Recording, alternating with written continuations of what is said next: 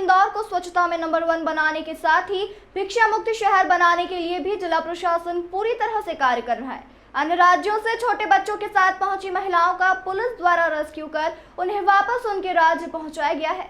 महिलाएं बच्चों के साथ लॉज में रुककर शहर के विभिन्न क्षेत्रों में भिक्षावृत्ति कर रही थी। शहर में भिक्षावृत्ति बढ़ती जा रही है, जिसे लेकर भिक्षावृत्ति उन्मूलन केंद्र और पुलिस के सहयोग से भीड़भाड़ वाले इलाकों में भिक्षावृत्ति करने वाले लोगों को रेस्क्यू कर उन्हें सुरक्षित स्थान पर पहुंचाया जा रहा है।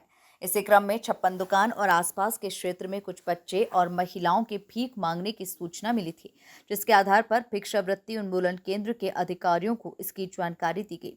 सूचना के बाद मौके पर पुलिस भी पहुंची और वहां से 10 से अधिक महिलाएं और बच्चों को रेस्क्यू कर उनसे पूछताछ की गई।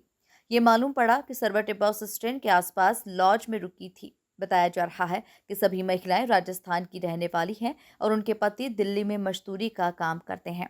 इसी कारण से वो अपने बच्चों को लेकर इंदौर की ओर आ गई और फिर यहाँ पर कोई काम नहीं मिलने के कारण उन्होंने छप्पन दुकान से राजपाड़ा और अन्य क्षेत्रों में भिक्षावृत्ति के साथ ही छोटे बच्चों को पैन और अन्य सामान पकड़ाकर विभिन्न चौराहों पर कार्य करने के लिए छोड़ दिया। इसकी पूरी सूचना जब सामाजिक संगठनों को लगी तो उन्होंने इसकी शिकायत की और पूरे मामले में जिला प्रशासन के द्वारा गठित टीम और पुलिस के द्वारा कार्रवाई करते हुए सभी महिलाओं को सुरक्षित रूप से राजस्थान भेज दिया गया है।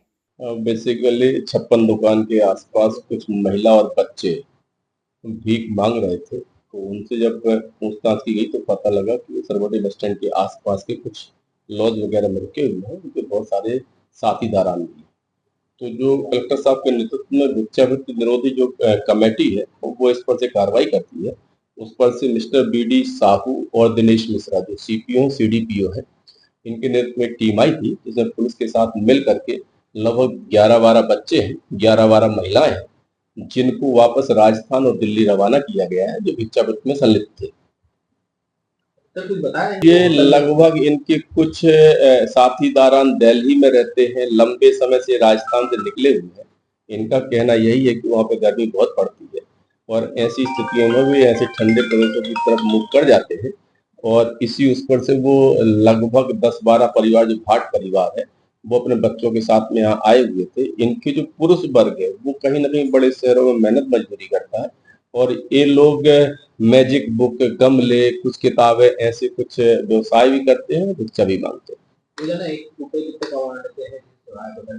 अब वो अपना जीवन यापन के हिसाब से कुछ 200 रुपए, 500 रुपए ऐसे कुछ कमा लेते हैं, जो उनके द्वारा बताया गया है। बाकी चूंकि भिक्षावृत्ति एक अभिशाप ही है, तो उसको दूर करने के लिए उनकी जो कमेटी है उनके द्वारा उनको वापस उनके वतन को वापस कराया गया है। वो श्री महाकाल श्री राम लॉज है, छोटा सा ही किराया है, किसी का 100 रुपए है, किसी का 150 रुपए है एक दिन का। ऐसे ही लॉज का उनके द्वारा चयन किया गया था और अब उनको भी हिदायत दी गई है कि ऐसे किसी भी लोगों को नहीं रखा जाए। होटल के वाले वो पता रसीद में है, वो जो उनके द्वारा पंचनामा बनाया गया है जो टीम थी, और बाकी हमसे जैसे ही कार्रवाई शेयर करेंगे तो उस चीज की तस्दीक की जाएगी।